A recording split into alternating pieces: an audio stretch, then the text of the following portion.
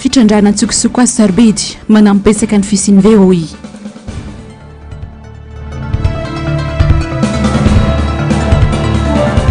Fampanantenan'ny filoham-pirenena Mandela Stazy maninona raha tsy mandainga ho ny olom-pirenena.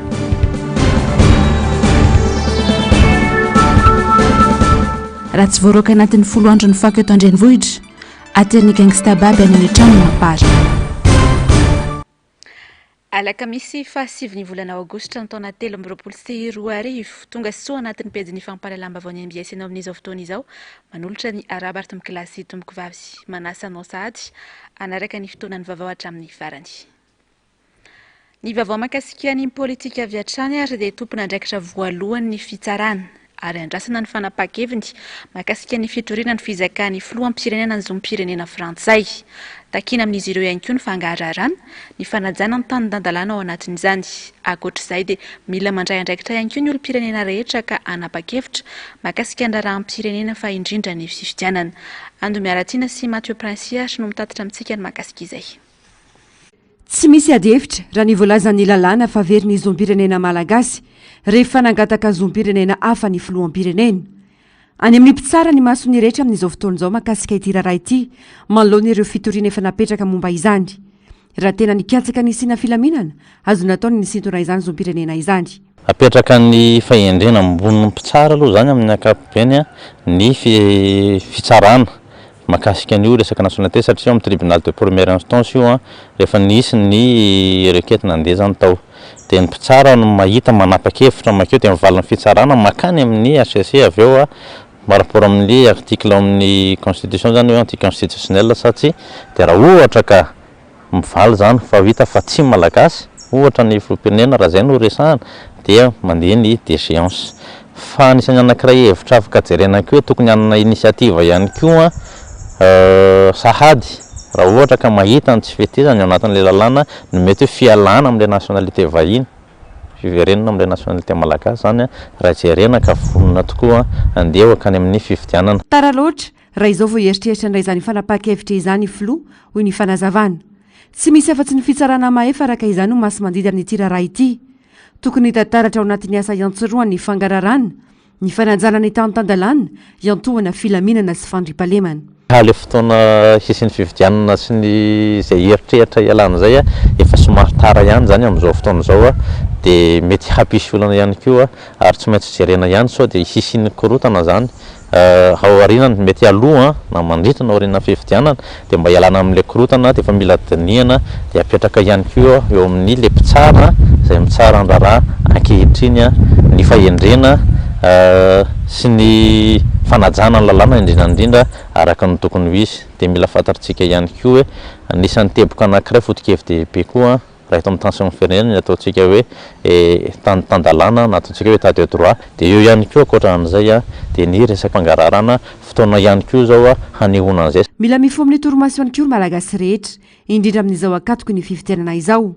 Tsy fiditsangan'olona fa hevitra sy programa hita fa tena ampivoatra ny firenena.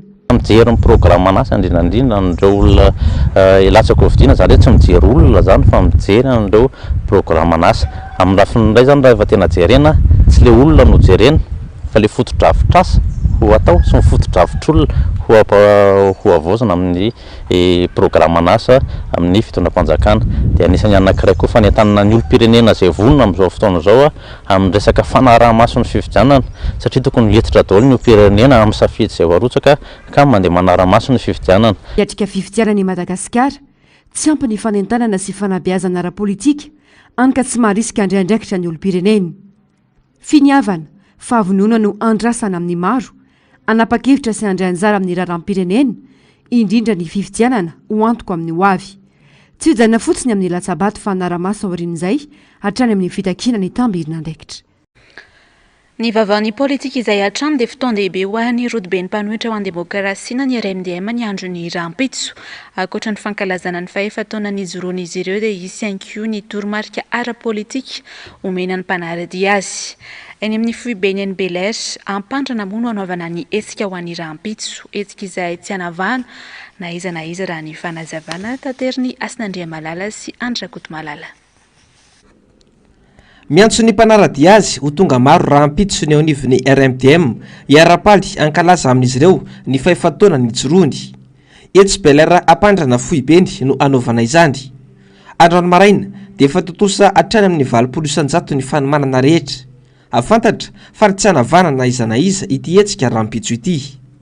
Efa eto amin'ny toerana anaovana an'ilay hetsika itsika izao fankalazana n'ilay fahefataona ny joroany RMDM zay atao eto amin'ny toerana ity eto Ankizy Belera ny rapitso amin'ny folora tsy diso koa anasana antsika mpikambana rehetra namana rehetra ary mpiray-tandrazana rehetra mba hifanotrona ny amin'izany fankalazana izany. Ny zavatra ho atao dia mazava fa politika moa no ny joroany RMDM dia politika zany no ho atao eto, misy kabary politika sy toromarika politika ataon'ny ray aman-dreny zay ho atao eto. Misokatra ho atsika ny vavahady manomboka amin'ny valo maraina tongava maro fa adidinao adiditsika ny tanindrazantsika.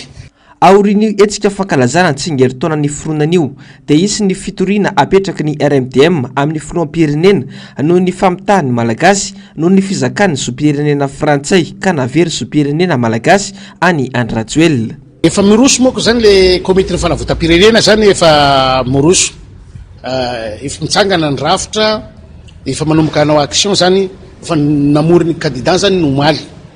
Androany zany ny komite ny fanavotam-pirenena mivory miaraka amin'ireo ray aman-dreny ara-drazana, ray aman-dreny ara-panahy ary ny société civile, ny mpandraharaha, ny syndicat inandoran'ny fotsy. Zany hoe tsy mijanona lay zavatra natao ny komite ny fanavotam-pirenena igny fa miroso. Ny fitoriana no atao ary be dia be ny olona ametraka fitoriana mikasika an'izay nationalité ny Andrajoely zay ho apetraka amin'ny fitsarana misy eto amin'ny firenentsika mba tsy azony mirotsaka mitondra n'ity firenena ity intsony. Raika amin'ny 20 amin'izao fotoana izao ny antoko politika mivondrona ao anatin'ny RMDM na ny rodoben'ny mpanohitra ho an'ny demokrasia eto Madagasikara. Fikatsahana hatrany fifidianana madio sy mangarahara dia nisy ny fihaonan'ny masovony États-Unis Claire Pierangelo tamin'ny candidat Marc Ravalomanana sy ny mpanolotsainy momba ny lalàna Hubert Rarson. Izao fihaonana izao dia anatin'ny fandaharam-potoanan'ity masovo Amerikana miasa sy monety Madagasikara ity miaraka amin'ny mpisehatra ara-politika. Araka izany dia efa nisy ny fihaonana teo amin'ny mpanao politika hafa toa ny Roland Ratsiraka, Erazona Mampianina sy Azo Andriana Narvelo. Maneho izao fa hoentitra ary mitaky ny tena isy ny fifidianana tsy misy fanodikodinana ny safidy-bahoaka mandritra ny fifidianana ho avy. Ny vavaony sosialy kosa indray ary dia tsy tokony mampanantena tsy misy ny filohan'ny repoblika rehefa tsy ho tanterahana izany.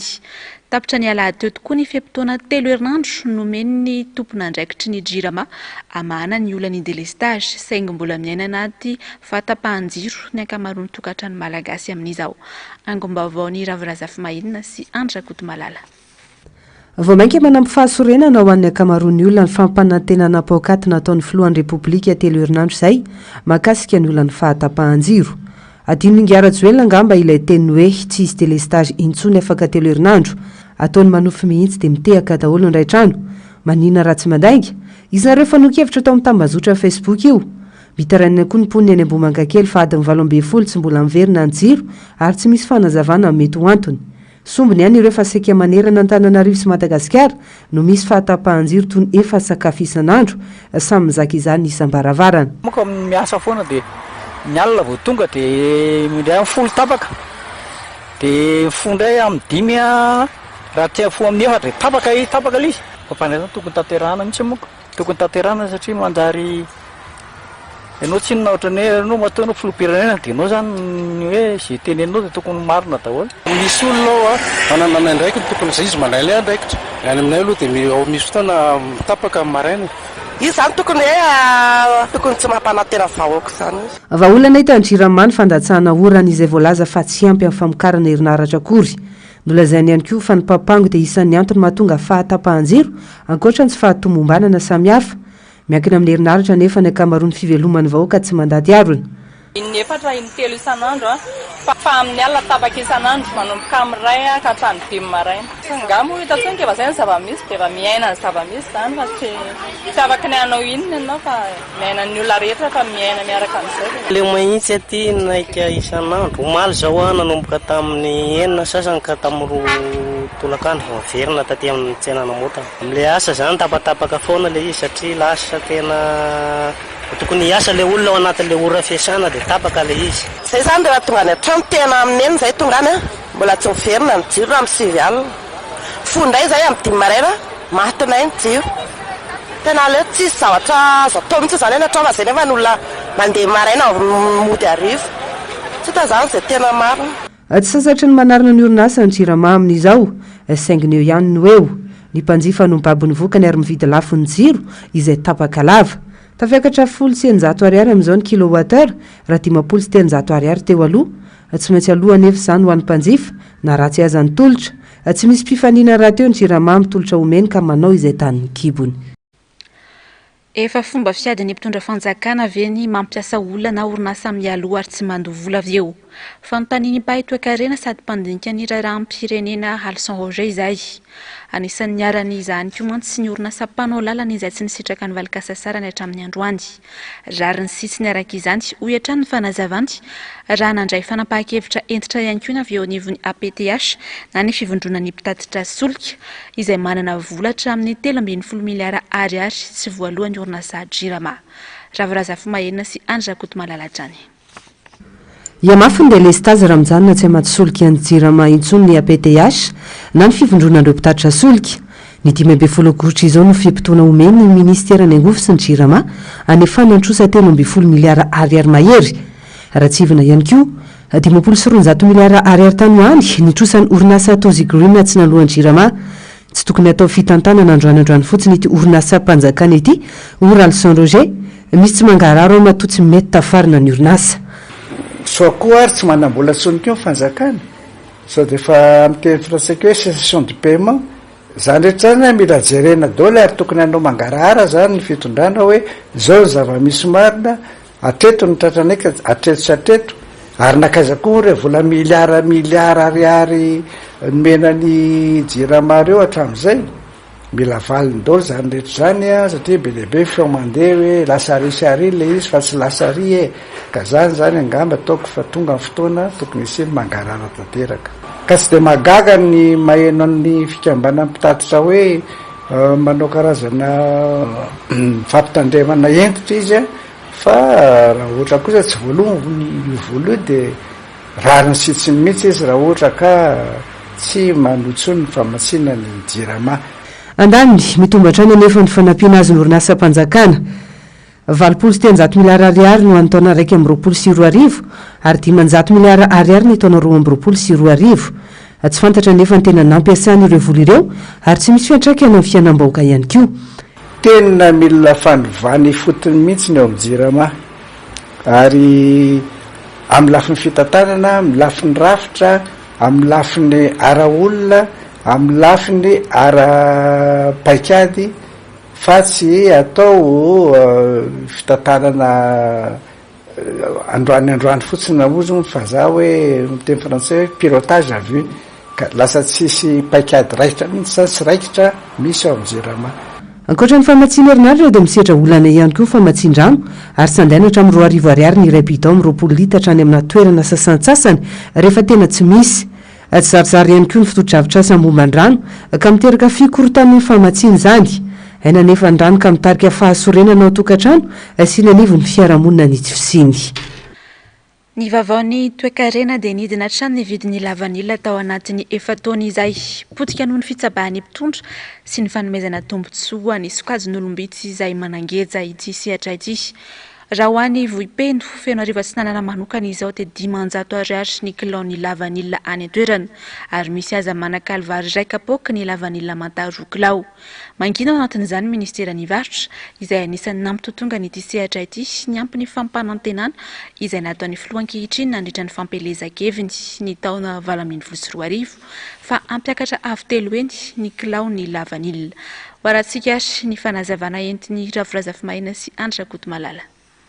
sokajin'olona matanjaka ary mifeny toekarem-pirenena no ambadiky ny sehatra ny lavanila ka mampitotonga an'izany ny mpahitoekarena Ralson Roger.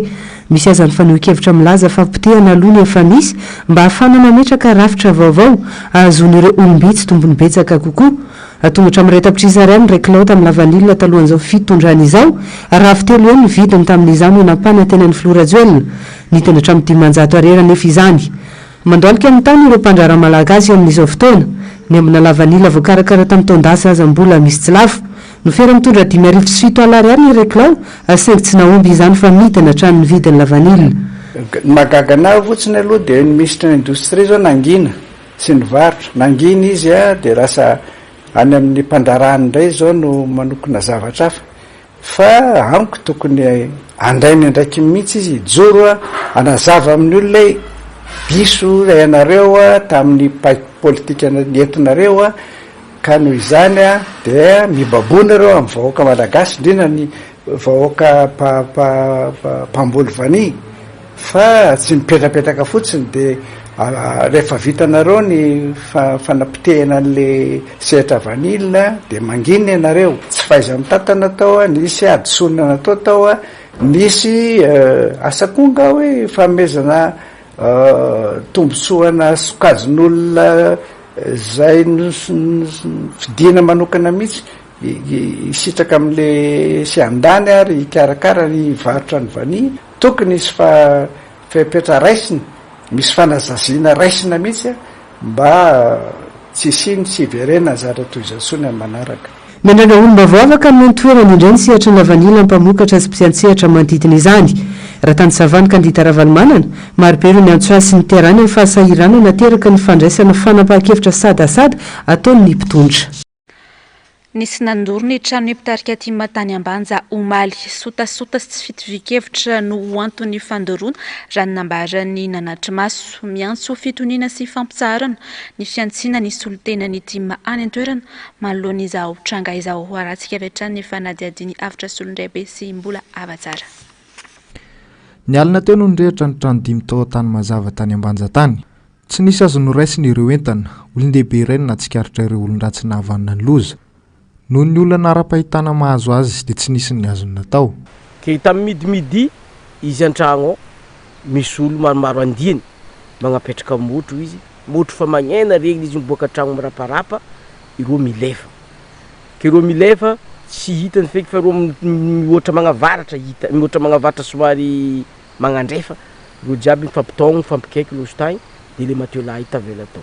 3h vo avy misy olo magnaraka lalabery vo mikaiky hoe misy raha karazegny agny igny zay jiaby baka agny raparapa nandeha teto efa mera jiaby tsisy raha tratra fa tegna le jofo ny hita teo ka io ty man tegna zavatra mampalahelo satria ny raha mampalahelo aminany le fitadiavan-tegna agnatin'ny taogno maromaro dia iray minitry fo zegny olo amin'ny tsy fitiavagna amin'ny fahalagna ndesigny agnapotegna ny fiainagna tegna mampalahelo ke teto mahavitra alefatsika agny amin'ny mpitondra jiaby na ny iray aman-dreny agny Antananarivo tegna voa mafy zay ato noho ny tsy fitiavagna fo tegna mahatonga le raha fa tsy resaka io. Raha hitanao managna ny marigny anao, managna ny rariny anao, ndesinao mamafy hevitra ankilan'olo zay miaraka aminao, ataova.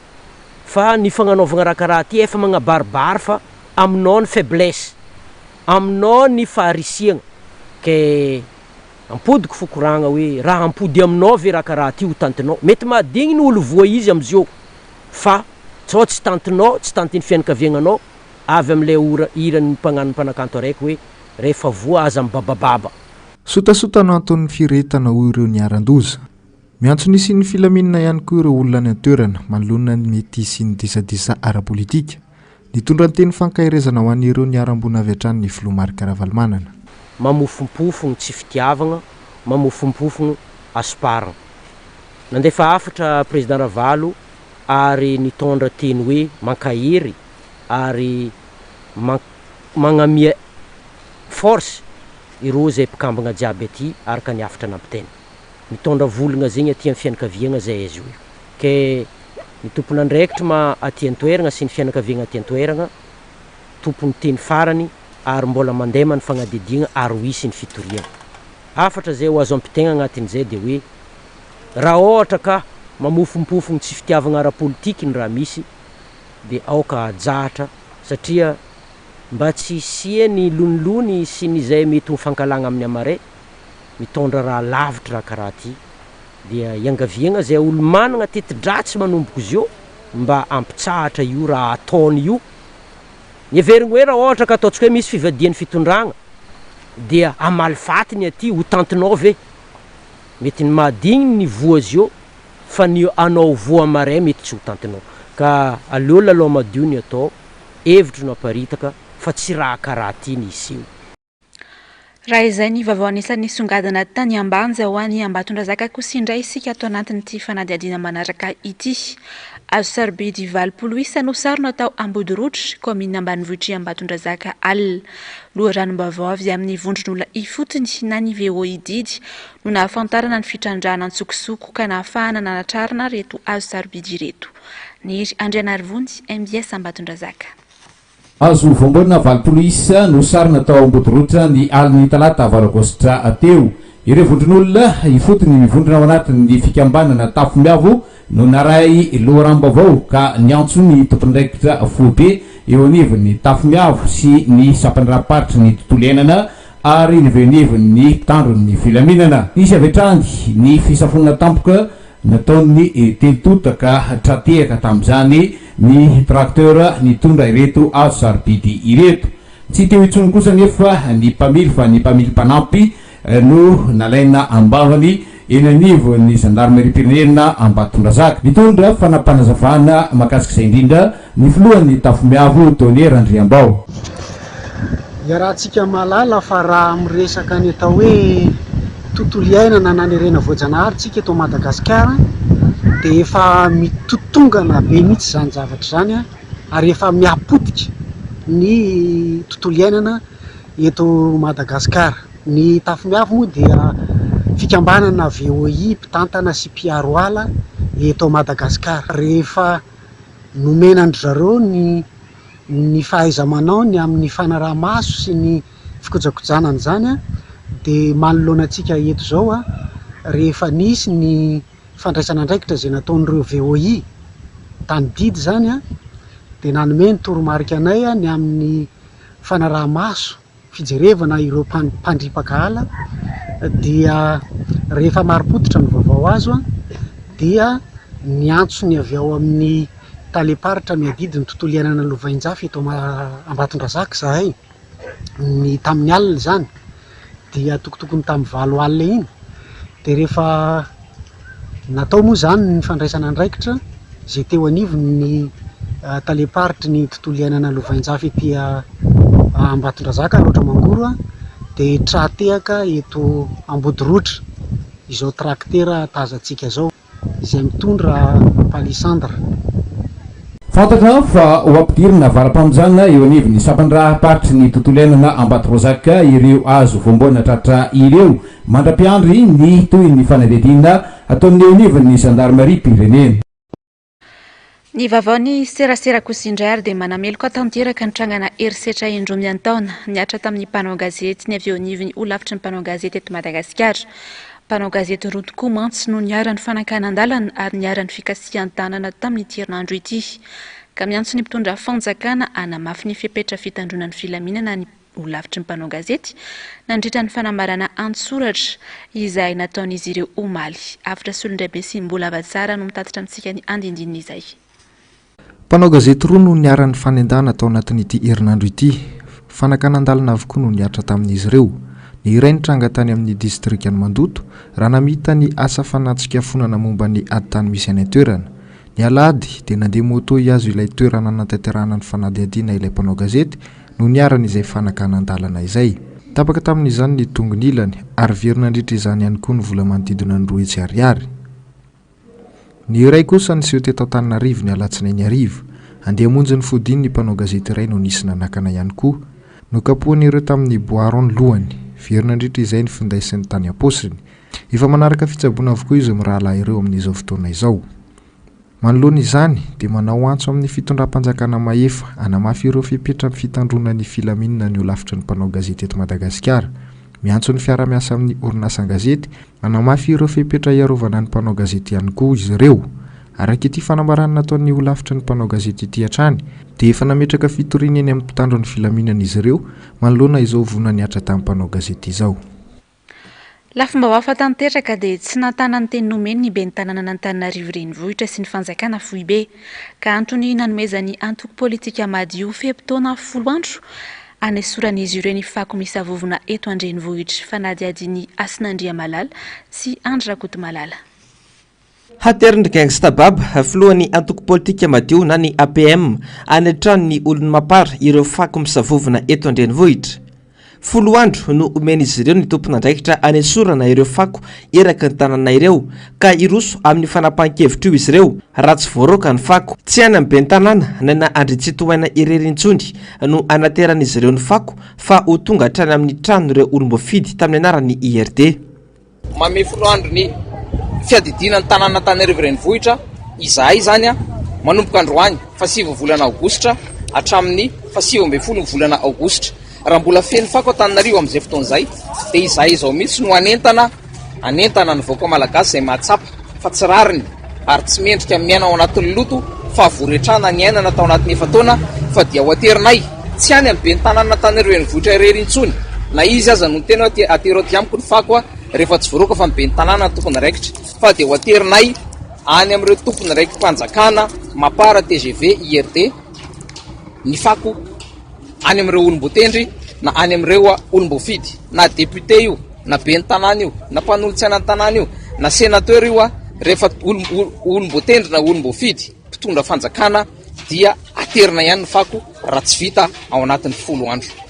Ho an'ity atoko ity dia fiangonana eo ambony tsikoko ary fiatsaram-belatsia no ataon'ny fitondrana izay laza fa anao hetsika manokana na ny coup de poing androka fako noho ny lalaonosy.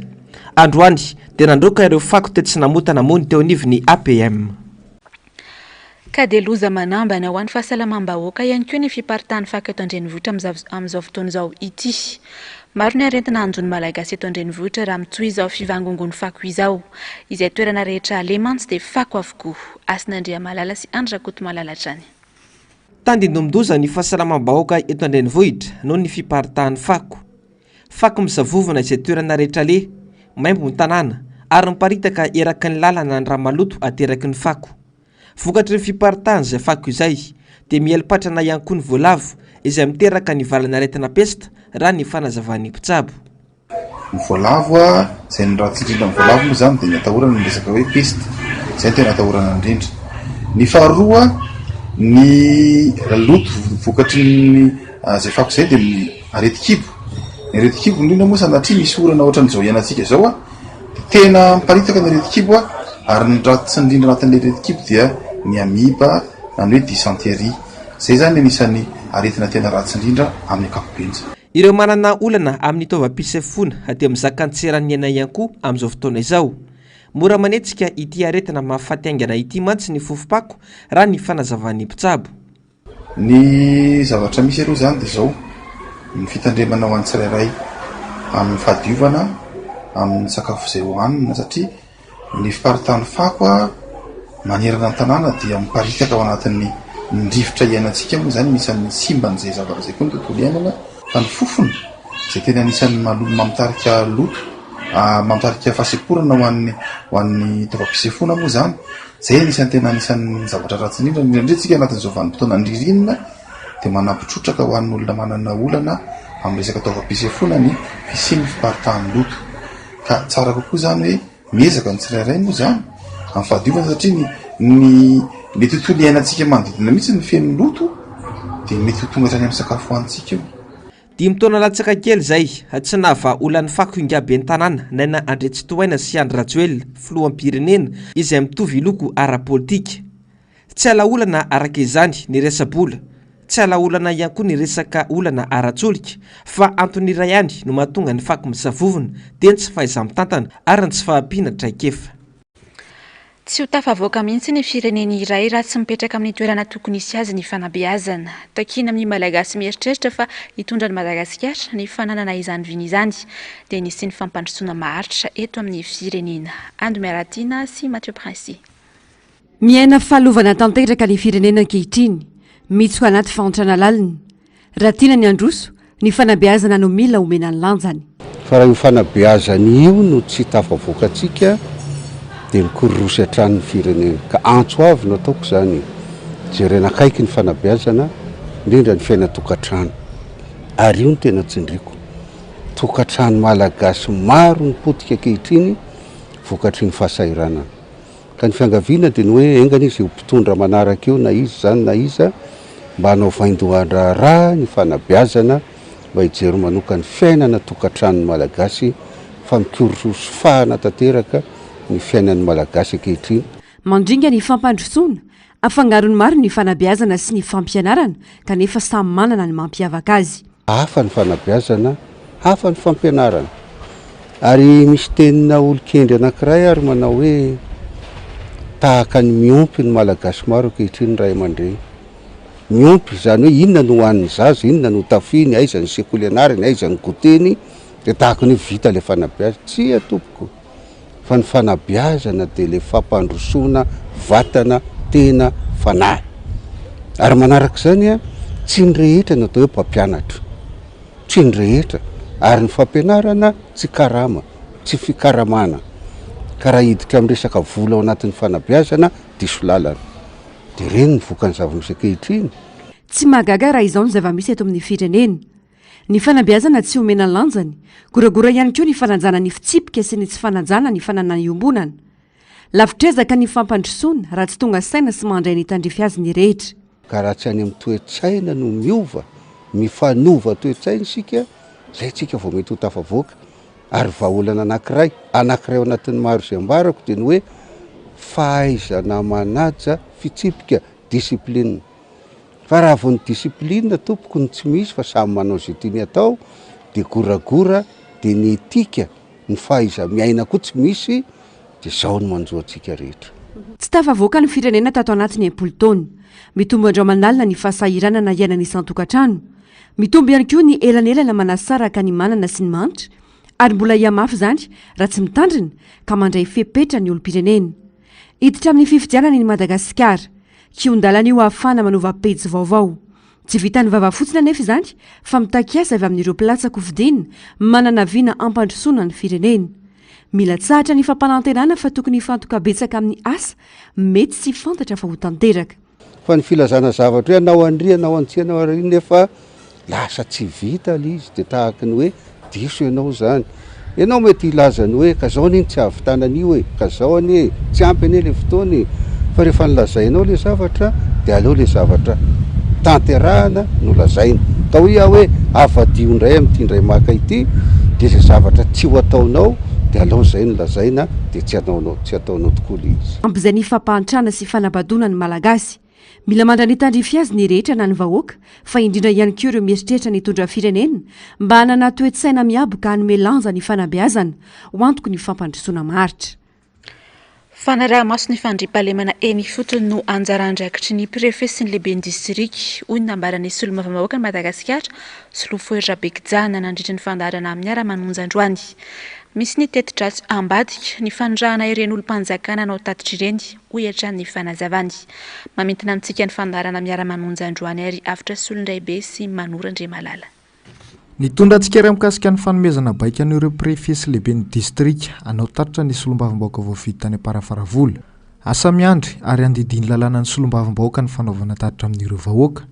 izay ihany koa no antony fidianana azy ireo fa tsy ny préfet sy ny lehibe ny distrika indray no isalovana ny asan'izy ireo hoy ny fanazavana manao tatitra ary baiko ny lalam-panorenana dia ny solombavambahoaka n'olom-boafidy fa ny préfet sy ny chef district dia mana tanteraka ny baiko sy mijery ny resaka tsy fandriam-pahalemana zareo ny lehibe ny OMC organe mixte de conception any amin'ny préfecture sy ny district izay ndraiky etandry zareo any ary manao ny asa mpanjakana ara-dalàna ary nagaga dia naninona hatram'izay tsy nomeny ministra izay baiko zay fa efa 2 volana 3 volana alohan'ny fifidianana vao misy an'izay baiko omenandreo chef district sy préfecture reo sy ireo préfet reo tsy hitako hoe fa tara loatra ny fanaovan'ny tatitra zany ary misy pression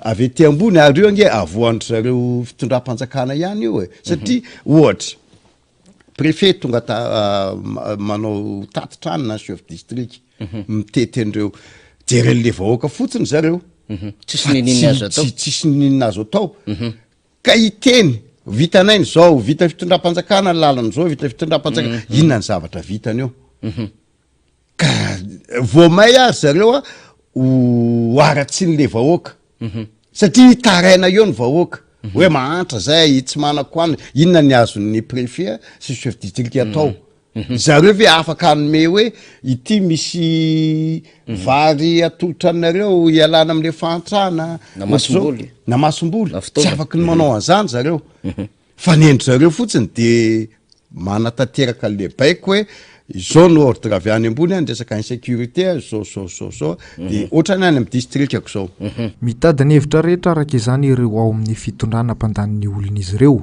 ny mponina nefa efa leo fampanantenana sy fitaka miandrandra fividianana ny esorana azy ireo amin'izao fitondrana izao pejiny finoana kosa indray ary dia hetsika rososina no mariny fiangonana loterana malagasy amin'ity volana aogositra sy septambra ity eo ny fianambeny pastora sy ny vadiny miaraka amin'ny teolôjiana andiany fatelo eo ihany koa ny zakabeny diakona manerana nosy fampitambarana ny hery fifampaherezana indrindra fampitoviana ny fomba fijery amin'ny fanapahan-kevitra raisina ao am-piangonana no tanjona ao anatin'izany ando miaratina Mathieu Prince. Antananarivo renivohitry Madagasikara no andray ny lasy pastoraly ao anivon'ny fiangonana loteranina malagasy andiany fatelo taorian'ny fianaratsosy Antsirabe. Ny 9 hatramin'ny 7 septambra ao anatanteran'izany Enivato ary ny 10 septambra kosa mariana amin'ny alalany fitombavaka lehibe iarany mpino rehetra etsy amin'ny Coliseum. Tombalana hatrany amin'ny 703 ireo hiatrika izany ahitana pastora sy ny vadiny miaraka amin'ireo teolôjiana. Ifantoka betsaka amin'ny fampitoviana ny fomba fijery amin'ny fandraisana fanapahan-kevitra eo anivon'ny fiangonana izany. Misy fampianarana 10 ao ka tsy ilay fampianarana klasika fampianarana soratra masina no atao ao satria samy pastora daholo no ao samy mahay any atao hoe fianarana tenin'Andriamanitra io fa ny fampitoviana fomba fijery ny hoe raha samy FLM marsika inona ny fomba atao rehefa mizavatra tahaka izao ohatra ny mariazy azo atao ve ny manao fanamasinana mariazy raha toa ka efa divorcé teo aloha anankiray ifampiresahana zany mba tsisy hoe ny ary manan-kevitra ohatr'izao ny ary manan-kevitra ohatr'izao ohatra tahaka izany koa amin'ireny fampianarana samihafa ireny inona moa ny tena tsindriana rehefa amin'ny fampianarana amin'ny batisa inona ny tena tsindriana rehefa amin'ny confirmationa ary inona ny tena tsindriana sy tokony atao rehefa amin'ireny fiofanana amin'ny mariazy ireny. Sampana velona eo anivon'ny fiangonana loterana malagasy ny fikambanan'ny diakona sy loolona izay nitsangana ny taona 2012. Manana ny sata mifehy sy ny asa miandry azy araka ny voafaritry lalam-panorenana loteranina. Ny voalohany indrindra dia ny fitorian'ny filazantsara ho an'ny olona rehetra sy ho an'ny olona manontolo. Faharoa ny fandaminana miaraka amin'ny pastora mpitondra fivavahana ao am-piangonana ny fanompoam-pivavahana isan'ny lahady. Eo koa ny famangiana ireo marary ireo any amin'ny tranomaizina ireo eny amin'ny toby ireo tsy manakia fa ny zava-dehibe dia ny fivoahana avy eo am-piangonana koa ho any amin'ny fiarahamonina ho vavolombelona amin'ny alalan'ny asa fanasoavana ireo mpiarahamonina eto amin'ny firenena satria ny fiangonana dia manabe ny olona manontolo sy ny olona rehetra. Anatanteraka fionambiany majanga ihany koa izy ireo ny 12 hatramin'ny 20 aogositra ho avy izao. Fotoana ifampahirezan'ny mpikambana fizarana tenin'Andriamanitra ary ifampitambana hery ho amin'ny asa fanompona mba ho tena tanàna mahomby eo ampelantanan'ny fiangonana ny diakona. Raha izany dia hiposaka tahaka ny fahazavan'ny maraina ny fahazavanao ny loha hevitra amin'ity andiany faharoa ity araka ny Isaia 7:50 andininy 5 tapany. Ny vavaony kolotsaina kosa indray ary dia miatan'oratra ny miangaly ny antsoina hoe danse urbaine eto Madagasikara. Tao anatin'ny taona maromaro no nivoaka tsikelikely ny talentan'ny zaza sy ny tanora manao izany ary mivoatra hatrany. Anisan'ny break, ny pop, ny dancehall, ny afro na ny crump. Fanadihadiny Ravorazafy Mahenina sy Andry Rakotomalala. Sokajiana toy ny fanatanjahantena ny dia ary manana ny toerana eo amin'ny sehatra iraisam-pirenena. Manana ho avy mamiratra i Madagasikara eo amin'ity taranjy ity na mbola tsy tena mahazo fahana izany. Mila fanomanana enjana nefa eo amin'ny sehatra iraisam-pirenena, saingy tsy mbola tafiditra ao anaty laharam-pahamehana ny ankamaroan'ny mpiangalana ity ny homatianina amin'izany. Fialamboly ihany no mandihy ho an'ny ankamaroan'ny malagasy. Ataontsika hoe mety saratra ny andrisenina ilay nivelana fa mety tsy resiko kosa antsika zany. Voalohany indrindra aloha raha tena hoe afaka atao carrière ny izy est possible malagasy mivoatra be. Ho any any ivelany mantsiny reny pige ary anisany mahavelona anazy le danse. Fa ho antsika eto Madagasikara tsy maintsy tsika manao asa para dia ny danse mijanona ho fialamboly sy ny tariny fa ny zareo any ivelany tena misy financement misy karama mahavelona be sy ny tariny ho antsika presque mandany vola raha sasany ndeha amin'ny izy. Toy ny any ivelany saika misy mpanao eto amintsika avokoa ireo karazana dia moderna toy ny break, ny pop, ny dancehall, ny afro na ny crump.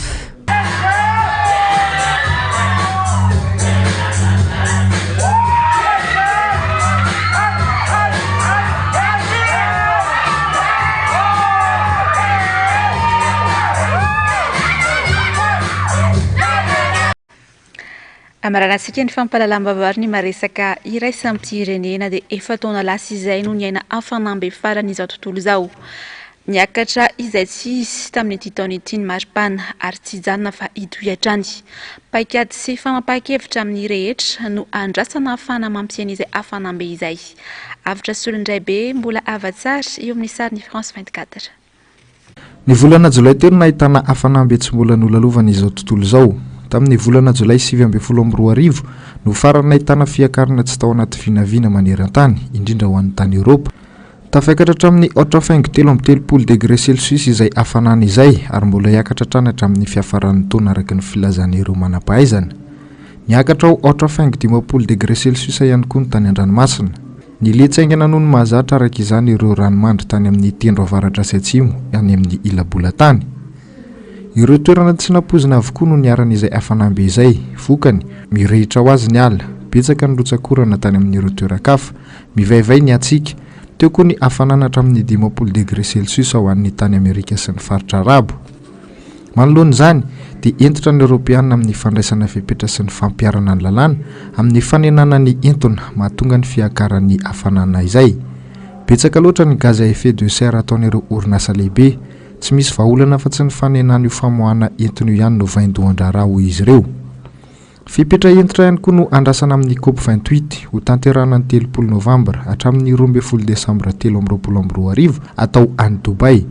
Mialohan'izay anefa dia hisy ihany koa ny herinandro afrikanina ho an'ny toetrandro nanomboka ny 4 hatramin'ny 9 Septambra izao izay atao ho an'ny Nairobi, Kenya. Ny faritra Afrika izay efa miaina tsikelikely ity fiovaovan'ny toetr'ny andro ity ihany koa amin'izao fotoana izao. Dia izay ankoatra no manaketona ny pejy ny fampahalalam-baovao tamin'ity androany ity, mankasitraka fiainanao nanaraka izany hatramin'ny farany. Ireto ary ny fandaharana oarantsika aorian'ny fampahalalam-baovao taky ny mahazatra, ny fandaharana ahona marina sy ny fandaharana Global News. Aorian'izay kosa no anarahantsika ny fandaharana Sahila zao. Ny ronan-tsaro arahantsika amin'ity alina ity dia mitondra ny lohateny hoe Armor of God. Manomboka rahampitso, Asinandria Malala indray no tondra amintsika ny fampahalalam-baovao fa ny tena kosa ametraka ny veloma mandrapitafa ho amin'ny manaraka indray tompoko.